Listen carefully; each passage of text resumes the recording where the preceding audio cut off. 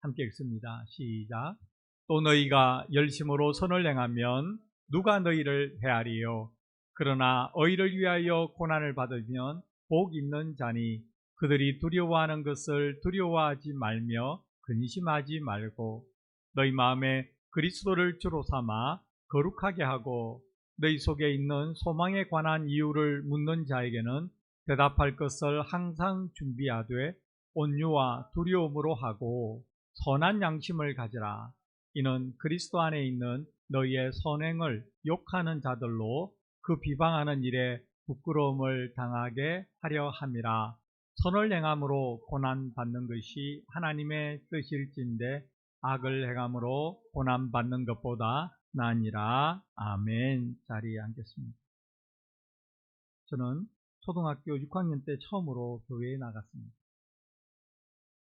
저를 교회로 인도하신 분은 그때 담임 선생님이셨던 정순태 장로님이었습니다. 왜 그러셨는지는 모르겠지만 월요일 아침이 되면 저를 불러서 어제 교회 갔었냐고 물어봤습니다. 당연히 갈 일이 없죠. 본가와 처가를 통틀어서 교회에 다니는 사람이 아무도 없었어요. 그러니까 그 짧은 평생 초등학교 6학년까지 교회라는 데를 가본 일이 없습니다. 그러니 갈 수 없죠. 안 갔습니다. 그래서 매주 월요일마다 선생님에게 혼이 났습니다. 근데 혼이 나도 교회를 안 가는 거죠. 그게 됩니까? 그래서 선생님께서 어느 날 교회를 다니던 친구를 저에게 붙여주셨습니다. 왜냐하면 그 친구와 저는 축구하는 것을 너무나 좋아해가지고 수시로 학교에서도 쉬는 시간 되면 나가서 공을 차고 했기 때문에 쟤하고 같이 교회 가면 예배 마치고 축구한다. 그래서 그때부터 교회를 다니게 되었습니다. 20년 전쯤에 제가 목회의 길로 접어들었다고 미국으로 신학 공부를 하러 가게 되었다고 연락을 드렸을 때 그렇게 기뻐하실 수가 없었습니다. 어린 저를 교회 가라고 말씀하셔도 듣지 않던 저를 끝까지 붙들어서 교회를 다니게 하셨던 정순태 선생님을 인해 저는 교회를 다니게 되었고 예수님을 믿게 되었습니다. 초등학교 6학년 그 어린 아이들에게 선생님은 몇 가지 말씀을 하셨는데 이런 말을 자주 하셨습니다. 절망은 죽음에 이르는 병이다. 그러니까 그 아이들이 뭘 알았겠습니까? 우리를 생도라고 불렀거든요. 남생도, 여생도. 아마 그분은 사범대학을 옛날에 나온 것 같아요. 그러면서 우리에게 따라하라고 했습니다. 절망은 죽음에 이르는 병이다. 아무 생각도 없이 따라했습니다. 그런데 거의 50년이 지난 지금도 그때 그 말씀을 하시던 선생님의 모습과 음성이 남아있습니다. 절망은 죽음에 이르는 병이다. 그리고 그때는 몰랐지만 지금은 절망이 얼마나 무서운 것인지 죽음으로 이어지는 것인지 알고 있습니다. 절망에 사로잡히면 끝이죠. 자기 손에 무엇이 남아있는가는 결코 보이지 않는 것이 절망에 사로잡힌 사람의 모습이죠. 없는 것만 크게 보입니다. 그래서 포기하죠. 심하면 죽음으로 뛰어내립니다. 절망은 죽음에 이르는 병이 맞습니다. 절망의 반대말이 있다면 소망이 아닐까요? 소망은 한자어로 바소, 바란다는 뜻이죠. 바랄 망입니다. 그러니까 바라는 바가 소망입니다. 바라는 바가 있는 사람이 소망이 있는 사람입니다. 따라서 소망은 지금이 아니고 미래에 대한 것이죠. 이런 일이 이루어졌으면 좋겠다. 이렇게 되었으면 좋겠다는 것이 소망입니다. 현실이 아무리 어려워도 앞으로 나아질 것이라는 소망이 있으면 현실을 견뎌낼 수 있습니다. 따라서 절망에 이르는 병이 절망이 죽음에 이르는 병이라면 소망은 생명으로 이어지는 건강함이라고 말할 수 있겠습니다. 여러분과 제가 소망이 있는 사람임을 믿습니다. 그 이유는 하나님의 말씀인 성경이 우리를 소망이 있는 사람으로 규정하고 있기 때문입니다. 오늘 설교 제목은 우리는 소망이 있는 사람입니다. 저를 따라서 말씀해 보겠습니다. 우리는 소망이 있는 사람입니다. 소망이 있는 사람입니다. 아멘. 그렇다면 우리는 어떤 소망이 있는 사람일까요? 그리고 이 소망이 어떻게 우리에게 생명으로 이어지는 건강함이 될까요? 지금부터 살펴보겠습니다. 먼저 본문 13절과 14절을 다 함께 읽겠습니다. 시작. 또 너희가 열심으로 선을 행하면 누가 너희를 해하리요.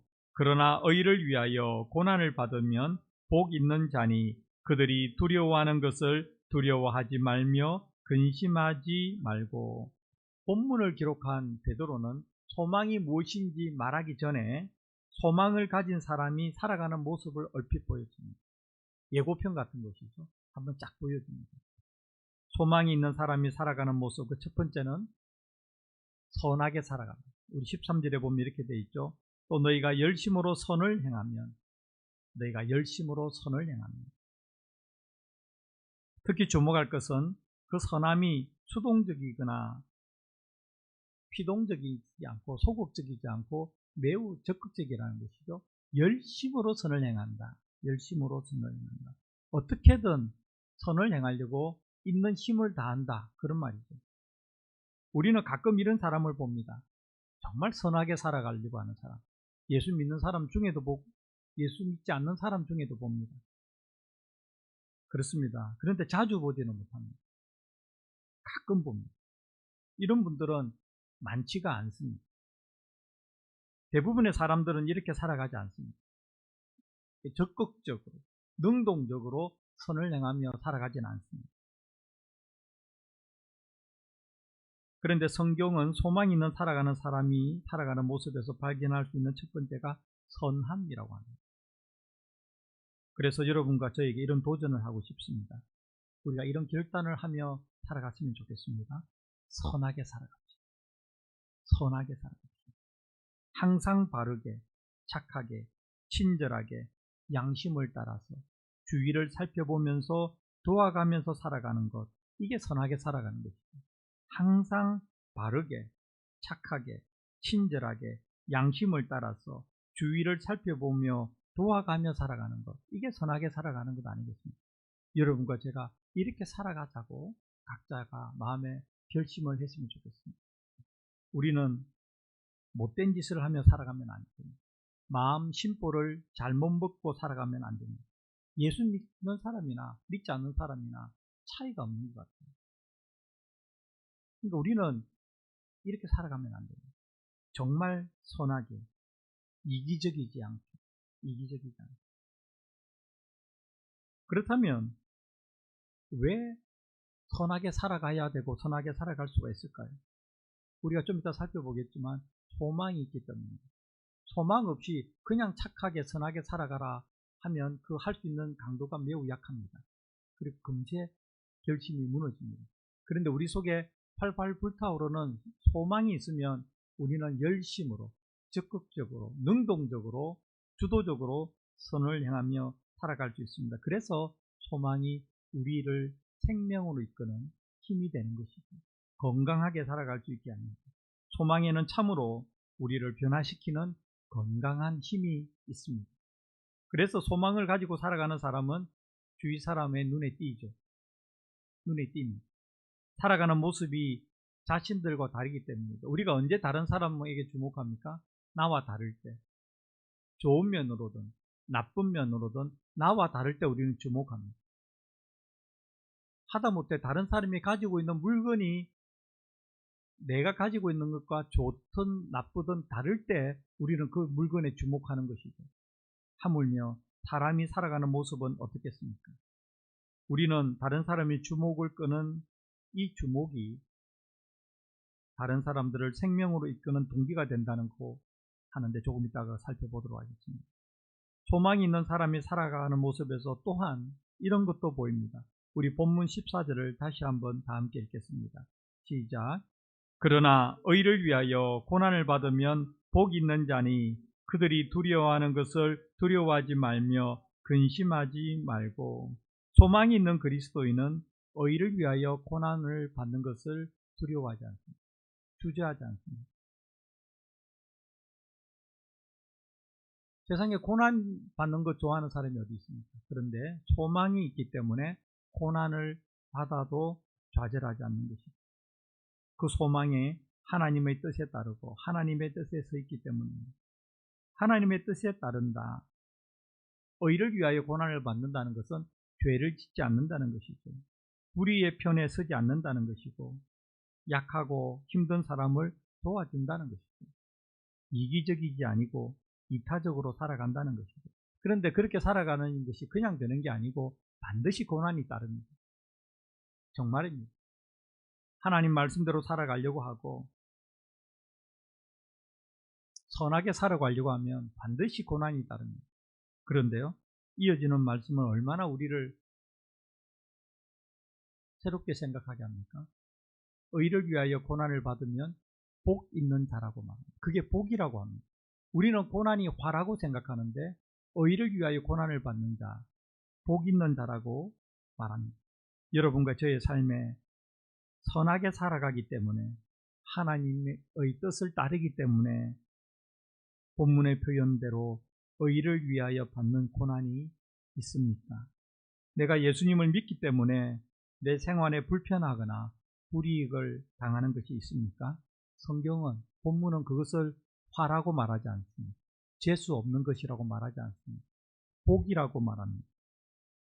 의를 위하여 고난을 받으면 복 있는 자니, 우리에게 이런 고난이 있기를 바랍니다. 예수님 때문에, 믿음 때문에, 선하게 살기 때문에 받는 고난이 있어야 합니다. 고난이 있어야 복이 됩니다. 이것은 눈이 열려야 볼 수 있는 비밀이죠.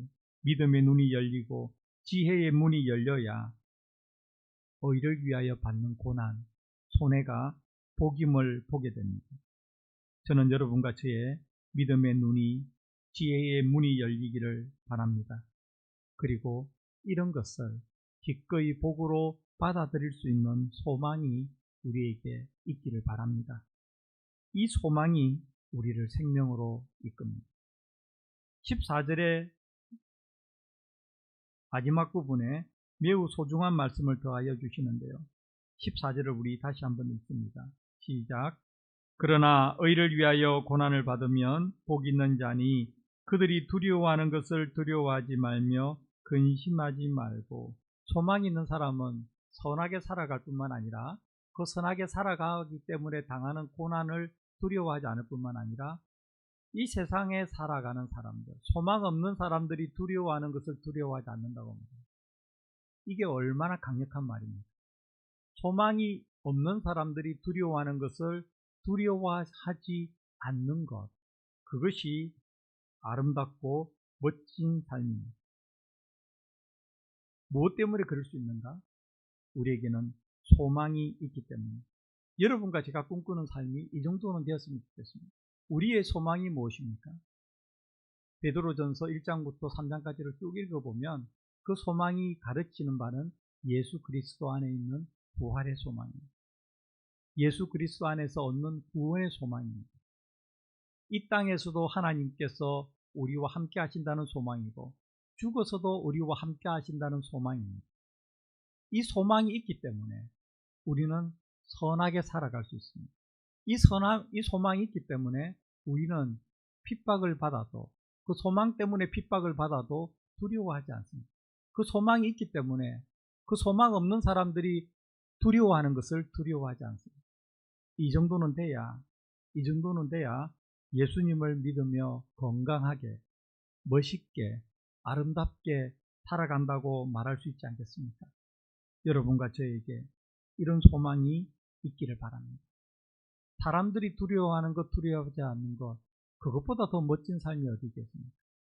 우리에게 예수 안에서 구원에 대한 소망, 영원한 천국에 대한 소망, 하나님께서 이 세상도 나와 함께 하시고 죽어서도 영원히 함께 하신다는 그 소망, 그 소망이 있으면 우리는 세상을 살아가는 소망 없는 사람과 다르게 살아갑니다.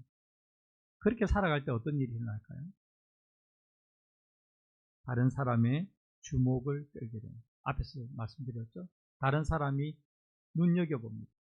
저 사람은 이 정도 되면 이렇게 해야 되는데 그렇게 하지 않는 무엇일까? 그래서 이렇게 하죠. 우리 본문 15절을 다 함께 읽습니다. 시작. 너희 마음에 그리스도를 주로 삼아 거룩하게 하고 너희 속에 있는 소망에 관한 이유를 묻는 자에게는 대답할 것을 항상 준비하되 온유와 두려움으로 하고. 아멘. 우리에게 물어보지 않으면 우리에게 물어볼 것이 없는 거죠. 물어볼 필요가 없는 거죠. 별 거 없으니까. 근데 저 사람이 살아가는 게 뭔가 소망과 기쁨 가운데 살아가면, 어려운 환경인데도 그렇게 살아가면 사람들은 주목하게 됩니다.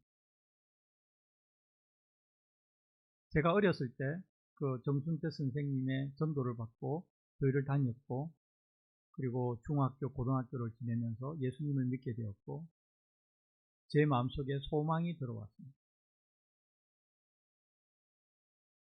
그래서 어느 날 저희 집에 가는 골목 끝에서 그 소망으로 기쁘게 찬송하면서 집에 가고 있는데, 반대편에서 저희 누님이 걸어오다가 저를 봤습니다. 똑같이 어려운 형편인데 저 아이는 무엇 때문에 저렇게 기쁘게 살아갈까? 그래서 저에게 물어봤습니다. 소망에 관한 이유를. 예수님을 믿으라고 이야기했어요. 그래서 저희 누님이 예수님을 믿었습니다. 우리가 소망 가운데 살아갈 때 반드시 다른 사람의 주목을 끕니다. 주목하는 사람 누구일까요? 소망이 없는 사람입니다. 어려운 가운데 있는 사람입니다. 그런 사람은 궁금합니다. 어떻게 저렇게 살아갈 수 있는지. 그때 우리가 소망에 관한 이유를 묻는 자에게 대답할 것을 항상 준비하되 온유와 두려움으로 해야 됩니다. 이렇게 대답해야 됩니다. 네, 저는 예수님께서 주시는 소망이 있기 때문입니다. 저는 예수님 안에서 살다가 예수님 안에서 죽고 예수님 안에서 부활할 것을 소망하기 때문입니다. 저는 이 세상에서 하나님께서 함께 하신다는 소망이 있고, 죽어서 영원히 하나님께서 함께 하신다는 소망이 있습니다. 그 소망이 있기 때문에 지금 눈앞의 현실은 그렇지 않아도 저는 이것이 계속해서 지속될 것이라고 생각하지 않습니다. 이것이 저의 소망의 이유입니다. 오늘 본문 15절은 예수 그리스도를 주로 삼아 소망에 관한 이유를 묻는 자에게 대답할 것을 항상 준비하라고 말씀합니다. 여러분과 저는 소망에 관한 주위 사람의 주목을 끌면서 살아가고 있습니다. 또 우리에게 소망에 관한 이유를 묻는 사람에게 우리의 삶이 뒷받침된 소망에 관한 이유를 전할 수가 있을까요? 이렇게만 살아간다면 하나님께서 우리에게 원하시는 소망이 있는 사람으로 살아가는 모습이 아닐까요? 우리가 소망을 가지고 살아가는 것은 작은 일이 아닙니다. 매우 중요하고 가치 있는 일입니다. 그러니까 우리가 이렇게 살아가지 않을 이유가 없습니다. 이어지는 본문 16절과 17절처럼 말입니다. 다 같이 읽겠습니다. 시작. 선한 양심을 가지라. 이는 그리스도 안에 있는 너희의 선행을 욕하는 자들로 그 비방하는 일에 부끄러움을 당하게 하려 함이라. 선을 행함으로 고난받는 것이 하나님의 뜻일진데 악을 행함으로 고난받는 것보다 나으니라. 아멘. 이제 우리가 결단합시다. 하나님 아버지, 소망을 가진 사람으로 선하게 살아가겠습니다. 소망을 가진 사람으로 두려움 없이 살아가겠습니다. 소망을 가진 사람으로서 때로는 믿음으로 인한 고난도 자처하겠습니다. 이렇게 결단할 때 우리의 마음속에서, 우리 영혼에서는 이런 찬양하는 것이 마땅하죠. 하나님은 우리에게 이렇게 말씀하실 것입니다. 나의 안에 거하라. 나는 내 하나님입니다.